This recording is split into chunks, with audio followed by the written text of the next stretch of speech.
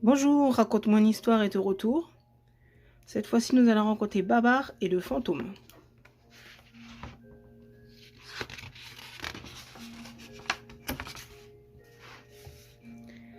Le roi Babar et la reine Céleste aiment faire des excursions dans la montagne avec leurs enfants, Pomme, Flore et Alexandre.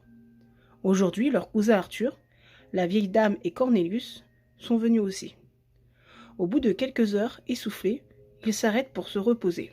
Babar avait promis que nous irions jusqu'au château noir, s'écria Arthur. Mais nous avons le temps, dit la vieille dame, en allongeant ses jambes.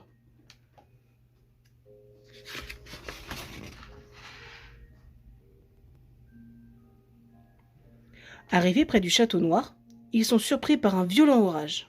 Le ciel devient sombre, le vent rugit, et la pluie commence à tomber en larges gouttes. Arthur propose aussitôt de s'abriter dans le château.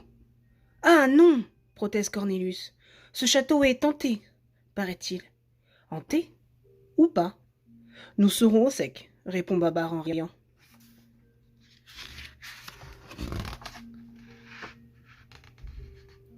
Ils entrent dans la grande galerie du château. Une forme blanche apparaît et disparaît aussitôt. Seul Arthur l'aperçoit. Babar fait un grand feu pour sécher leurs habits. La pluie n'a pas l'air de vouloir s'arrêter, soupire la vieille dame. Ah là là, se lamente Cornelius, qui a horreur des chauves-souris et des araignées. Arthur, qui ne veut pas l'effrayer davantage, ne parle pas de ce qu'il a vu dans la galerie.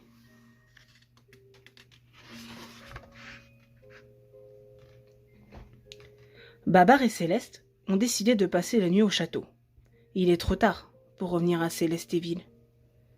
Pomme, Flore et Alexandre courent avec Arthur dans les grandes salles délabrées et balayées de courants d'air. Quand les planches craquent sous leurs pas, ils rient en imitant la voix tremblante de Cornelius. « Un fantôme ! Un fantôme !» Tout à coup, en se poursuivant, ils bousculent une lourde armure qui s'effondre dans un grand bruit de ferraille. Mais leur éclat de rire s'arrête toute net. L'armure s'assit toute seule et soulève son casque. Un fantôme apparaît. Un vrai.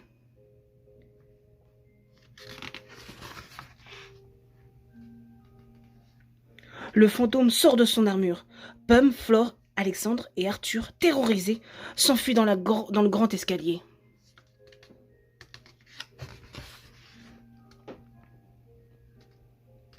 Ils se précipitent dans la chambre où Babar et Céleste sont installés. Et le cœur battant raconte leur aventure. « Je l'avais bien dit !» s'exclame Cornelius. « Ce château est hanté. »« Allons, allons !» dit Babar. « Les fantômes n'existent pas. »« Il faut dormir maintenant. Nous en avons besoin. Nous redescendrons à Célestéville de bonne heure demain matin. » En effet, Babar, Céleste et la vieille dame sont si fatigués qu'ils ne tardent pas à s'endormir. Même Cornelius s'endort. Mais les enfants sont trop excités. « Et si on essayait de retrouver le fantôme ?» souffle Arthur. « Tu crois que c'est une bonne idée ?» murmure Alexandre. « Allons-y » dit Flore, et ils se glissent sans bruit hors de la chambre.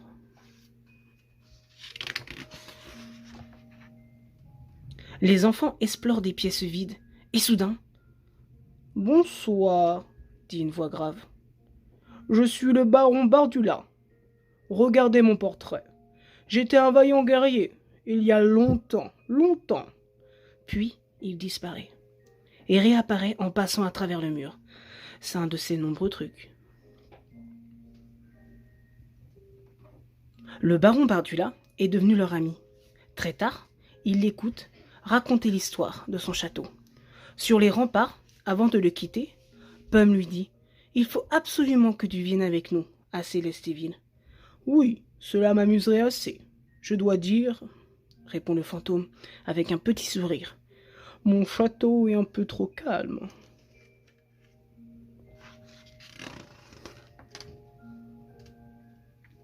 Le lendemain, la famille Babar se réveille avec le soleil. Il redescend vers Célestéville. Le château est déjà loin, tout rose dans la lumière du matin. « Je ne sais pas pourquoi les enfants traînent en arrière, » dit Babar. « D'habitude, ils courent toujours devant nous. » À Célestéville, ils sont accueillis par 1000 questions. « Où étiez-vous pendant l'orage ? Qu'avez-vous fait cette nuit ? Arthur retrouve son ami le singe Zéphyr. Ah, tu n'imagines même pas. On va tout te raconter. Cornelius pousse un soupir. Ouf, je me sens mieux que là-haut. Pauvre Cornelius. S'il savait que le fantôme les avait suivis.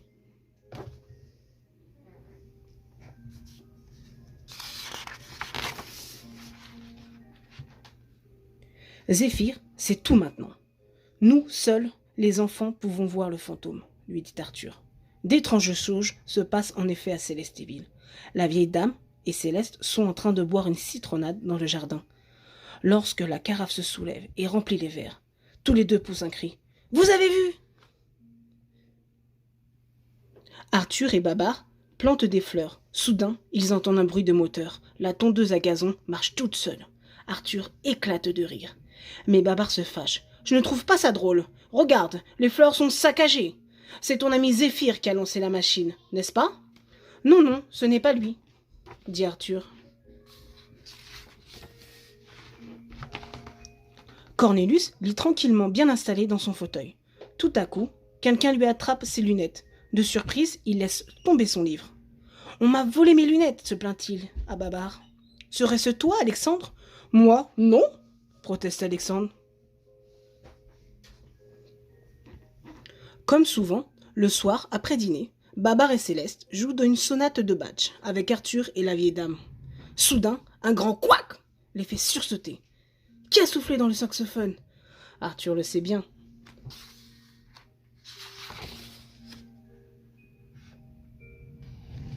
Le lendemain, le fantôme s'amuse énormément dans le jardin avec Alexandre et Zéphyr. Personne n'y comprend rien. Et les parties de cache-cache, pour un fantôme, il est trop facile de disparaître. Les enfants l'appellent Baron Bardula. Où es-tu? Le voilà. Non, il a disparu. Quelle poursuite! Lorsqu'il trouve le fantôme dans un tiroir, plié comme une couverture. Les enfants étouffent de rire. Mais la porte s'ouvre. Qu'est-ce qui se passe? Dit Babar. Vous en faites du bruit.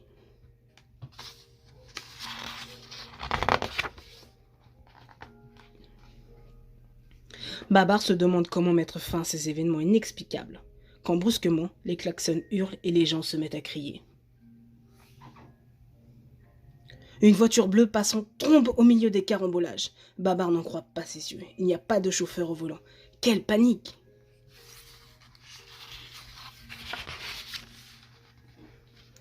En vain, les policiers, avec Babar, Arthur et Zéphyr, se lancent à la poursuite de l'automobile bleue. Mais Babar reçoit un message radio. « Allô, allô !» Le directeur de l'école à l'appareil. Rien ne va plus avec les enfants. Ils refusent de travailler et restent dans la cour en prétendant qu'ils jouent avec un fantôme. Je ne vois personne, bien sûr. Il faut avoir le cœur net maintenant, une fois pour toutes. Allons à l'école, tout de suite, dit Babar. Dans la cour de l'école, tous les enfants crient « Le fantôme !» Babar ne voit rien, mais il dit d'une voix forte « Fantôme, si, c'est bien toi. Écoute, cela ne peut plus durer. Tout est sans dessus dessous à Célestéville, par ta faute. Retourne dans ton château. » Le fantôme ne répond pas. Babar est très contrarié.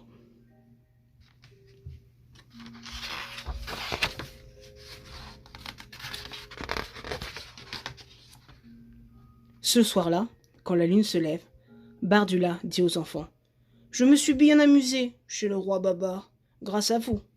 Mais cette vie mouvementée me fatigue. Je vais retourner dans mon château. Au revoir, baron Bardula. Reviens bientôt. »« Je reviendrai, mes amis, je reviendrai, » promet le fantôme en s'éloignant dans la nuit. Et voilà, l'histoire est terminée. Je vous souhaite une bonne soirée, une bonne nuit. Si vous désirez une histoire, n'hésitez pas à mettre ça dans les commentaires. N'hésitez pas à vous abonner et aux notifications, bien sûr. Bonne soirée.